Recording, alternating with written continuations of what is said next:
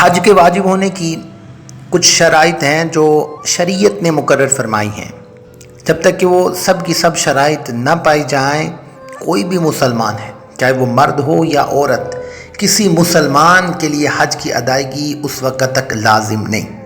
تو حج کے واجب ہونے کی جو سب سے پہلی شرط ہے وہ مسلمان ہونا۔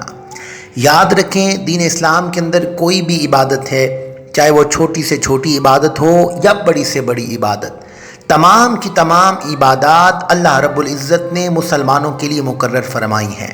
اسی طرح حج یہ دین اسلام کا اہم ترین رکن ہے اور ارکان خمسہ میں سے پانچواں اور آخری رکن ہے۔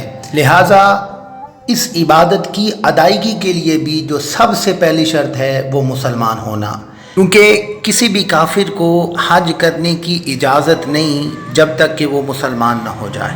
اسی طرح بالغ ہونا یہ بھی حج کے واجب ہونے کی ایک شرط ہے۔ یاد رکھیں، کوئی شخص مسلمان تو ہے لیکن وہ ابھی نابالغ ہے، ابھی وہ بالغ نہیں ہوا، بلوغت کی عمر تک نہیں پہنچا، ابھی وہ بچہ ہے، تو اس بچے پر حج کرنا لازم نہیں جب تک کہ وہ بالغ نہ ہو جائے۔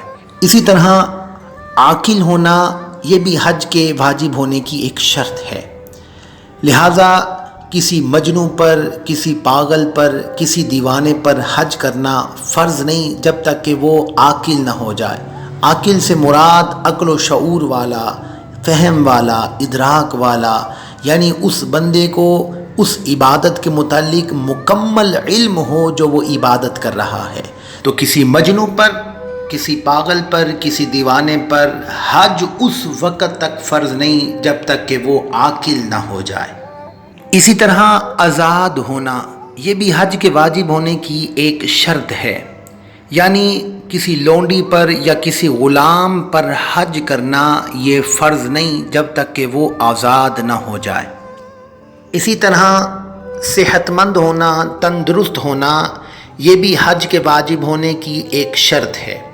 یاد رکھیں، کوئی شخص مسلمان تو ہے لیکن وہ صحت مند نہیں ہے، تندرست نہیں ہے، یعنی اس کے جسم کے اعضاء جو ہیں وہ سلامت نہیں، یا اس کے کوئی پاؤں کٹا ہوا ہے، یا وہ اپاہج ہے یا فالج زدہ ہے، یا وہ شخص اتنا بوڑھا ہے کہ وہ خود اپنی سواری پر بیٹھ بھی نہیں سکتا، تو ایسے شخص کے لیے حج کرنا جو ہے وہ فرض نہیں۔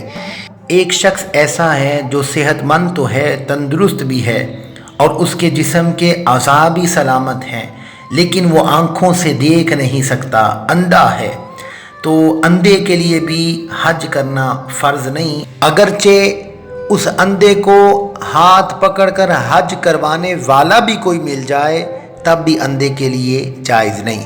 تو ان سب کے لیے حج کرنا اس وقت تک فرض نہیں جب تک کہ یہ صحت مند نہ ہو جائیں، تندرست نہ ہو جائیں۔ اور یہ بات بھی یاد رکھیں کہ ان سب کے لیے یہ بھی ضروری نہیں کہ وہ کسی کو بھیج کر اپنی طرف سے حج کروا دیں۔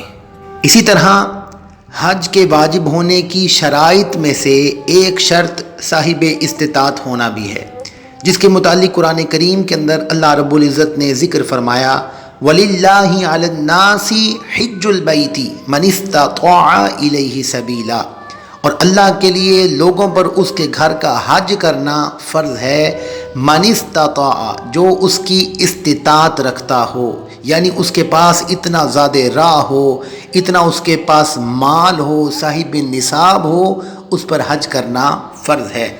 اور جو شخص صاحب استطاعت نہیں، اس کے لیے حج کرنا اس وقت تک فرض نہیں جب تک کہ وہ صاحب استطاعت نہ ہو جائے۔ تو صاحب استطاعت ہونا یہ حج کے واجب ہونے کی شرائط میں سے ایک شرط ہے۔ اور اسی طرح حج کے واجب ہونے کی شرائط میں سے جو سب سے آخری شرط ہے وہ حج کا وقت ہونا، یعنی حج کے مہینے کے اندر یہ جس مسلمان کے اندر بھی یہ تمام کی تمام شرائط پائی جائیں تو اس پر حج کرنا جو ہے وہ فرض ہو جاتا ہے، اور جو اس کی فرضیت کا انکار کرے اور استطاعت ہونے کے باوجود اس کی ادائیگی میں تاخیر کرے وہ شخص گناہ گار ہے، اور اس کو ترک کرنے والا فاسق اور عذاب جہنم کا سزاوار ہے۔ اللہ تعالی ہم سب کو یہ عظیم عبادت کرنے کی توفیق عطا فرمائے۔